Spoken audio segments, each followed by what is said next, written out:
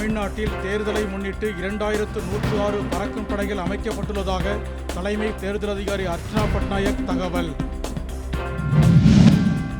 தமிழகம் முழுவதும் திமுக அரசை கண்டித்து நாளை நடைபெறும் ஆர்ப்பாட்டத்தில் பங்கேற்குமாறு பொதுமக்களுக்கு எடப்பாடி பழனிசாமி அழைப்பு. தமிழகம் முழுவதும் தேர்தல் பறக்கும் படையினர் தீவிர ஆய்வு. ஆவணம் இல்லாமல் எடுத்து வரப்படும் 50,000க்கும் அதிகமான பணம் பறிமுதல்.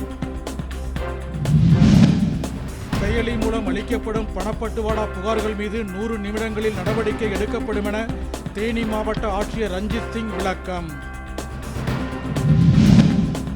திருவாரூர் மாவட்டத்தில் கண்டறியப்பட்டுள்ள 54 பதற்றமான வாக்குச்சாவடிகள் தொடர்ந்து கண்காணிக்கப்படுவதாக தேர்தல் அலுவலர் தகவல்.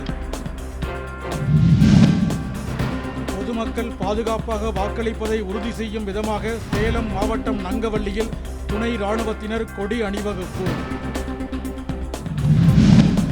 போட்டித் தேர்வு மூலம் தேர்வாகி பணி வழங்கப்படாத 751 மருத்துவர்களின் சாபம் திமுகவை சும்மா விடாது என மருத்துவர் ராமதாஸ் சாடல்.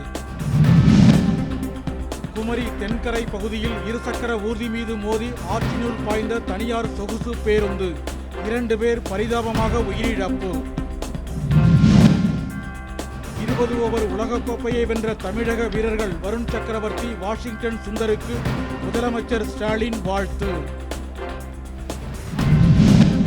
பீகார் மாநிலங்களவை தேர்தலில் 2 காங்கிரஸ் மற்றும் 1 ராஷ்டிரிய ஜனதாதள சட்டப்பேரவை உறுப்பினர்கள் வாக்களிக்க வராததால் பரபரப்பு.